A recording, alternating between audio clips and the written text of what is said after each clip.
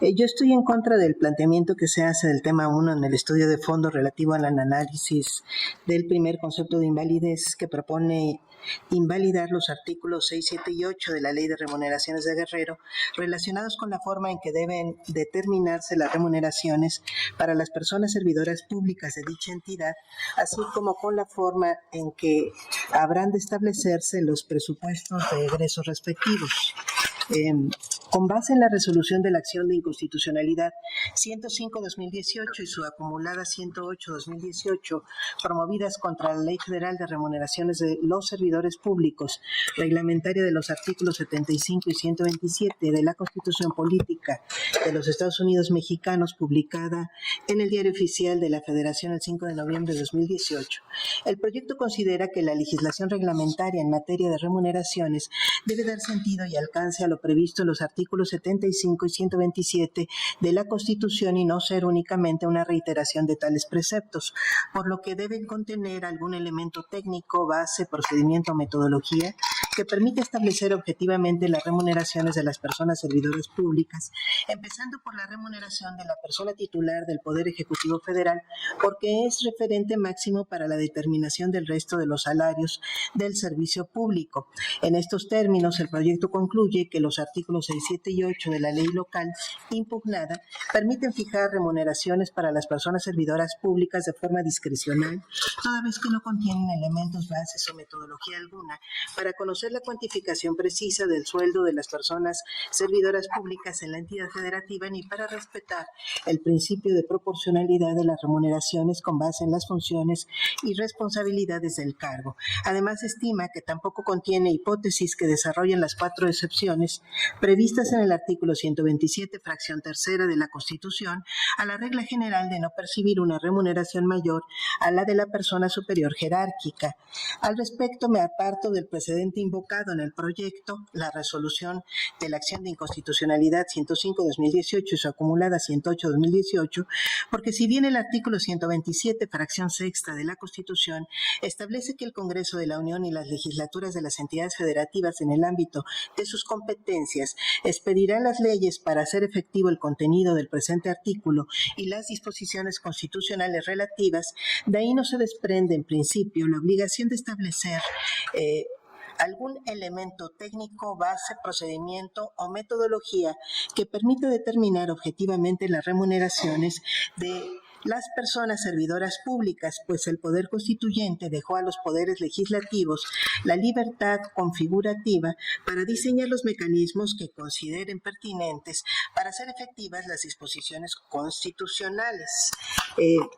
Cabe mencionar que este criterio lamentablemente ha favorecido pues que se siga incumpliendo el límite de las remuneraciones que establece la Constitución, pues amparándose supuestamente en no permitir discrecionalidad en la determinación de los criterios que determinen las remuneraciones de las personas servidoras públicas, se ha impedido que se cumpla el límite establecido en la fracción segunda del artículo 127, que establece que ningún servidor público podrá recibir remuneración mayor a la establecida para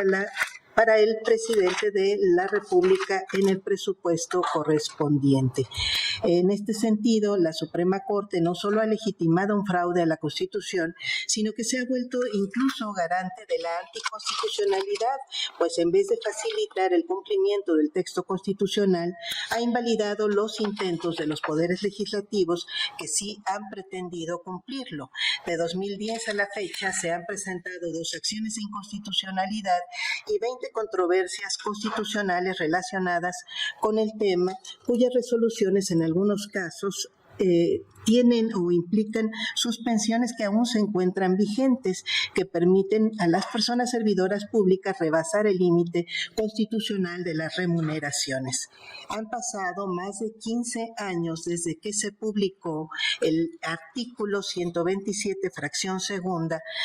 con este límite constitucional para las remuneraciones de las personas servidoras públicas. ¿Hasta cuándo, pregunto yo a esta Corte, se piensa seguir permitiendo su incumplimiento?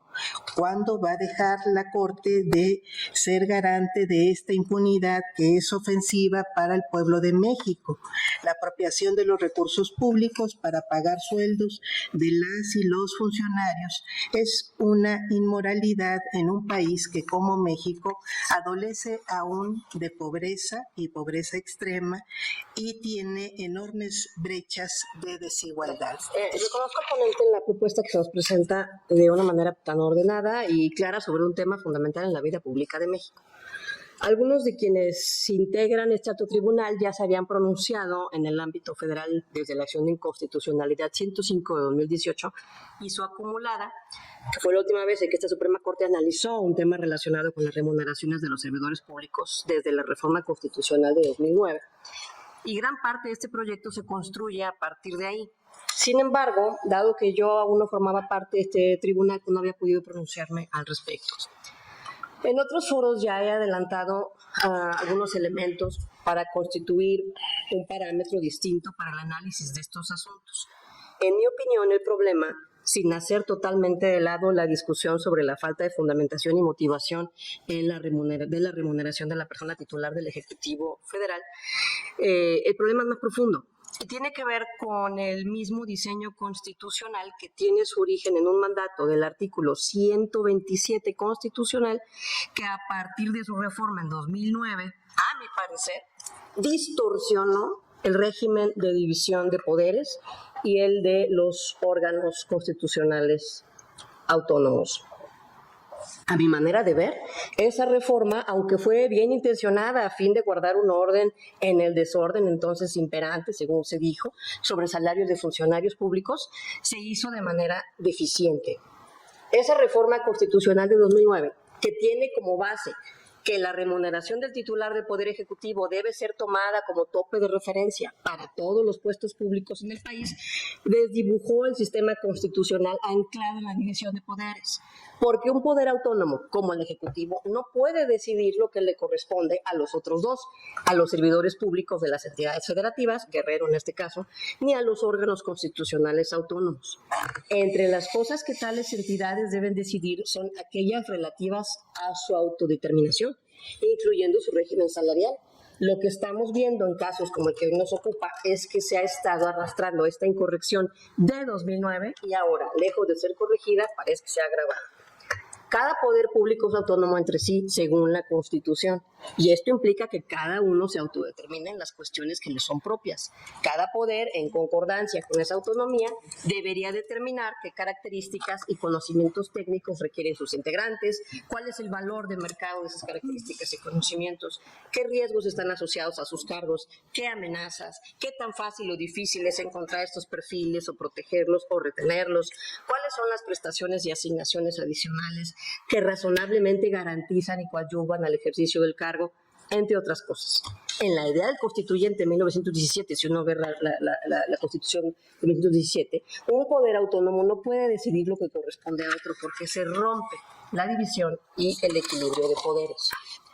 Si bien esta autodeterminación no es ilimitada ni una carta en blanco, tampoco puede ser impuesta de forma que genere inequidades al interior de los demás poderes u órganos autónomos, que fue lo que sucedió desde 2009 o con la reforma de 2009, cuando se reformó el artículo 127 y además estableció como un artículo transitorio de aquella reforma de 2009 que la reforma aplicaría en lo sucesivo. Ni en ese transitorio de aquellos años, ni en ningún otro lado de la reforma de 2009, se encargaba del impacto nocivo que esto generaría en diversas entidades, cuales constitucionales autónomos y otros poderes, como el judicial, que no se renuevan bajo la misma lógica del Poder Ejecutivo, sino de forma escalonada.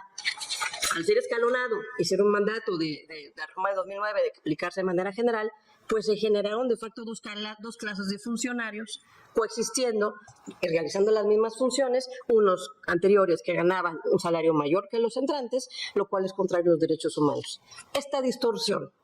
se agravó cuando el presupuesto de egresos de la Federación de 2020 disminuyó sensiblemente la remuneración del titular del Poder Ejecutivo, lo que implicó, bajo la lógica distorsionada que se venía arrastrando desde 2009, que todos los servidores públicos, sin importar si son órganos constitucionales autónomos o largo al que pertenecieran, pues percibieran automáticamente una remuneración menor que aquella prevista en las condiciones de su ingreso al cargo. Aquella intención, desde luego, es loable. Mantener una justa y honrosa medianía en los salarios públicos pues es algo que honra nuestra historia. La forma, en cambio, me parece que desdibujó el diseño constitucional de equilibrio de poderes autónomos. Cuidar ese diseño sistémico que previó el constituyente del 17 no está reñido con alcanzar el propósito de contar con servidores públicos cuyos ingresos sean ejemplo de la honrosa y justa medianía juarista. Yo estoy de acuerdo con el proyecto, traería estas consideraciones. Me parece que el artículo 127 de la Constitución Política del país amerita, a mi juicio, una cuidadosa revisión al principio de división de poderes. A mí, reitero, me parece loable el objetivo, pero me parece que desdibujó la división de poderes consagrada en la propia Constitución. Yo creo que se amerita esta cuidadosa revisión y también una revisión sensible y conocedora de cómo este precepto incide negativamente en órganos integrantes o cuyos integrantes se nombran de manera escalonada y cuya renovación no coincide con la de los otros poderes. Creo que un diseño armónico que permita transitar a un nuevo orden de las cosas tendría que tomar lugar, y con estas reflexiones que son pues, un tanto adicionales que sumarían al proyecto en este punto, yo acompañaría la declaratoria de invalidez que se propone.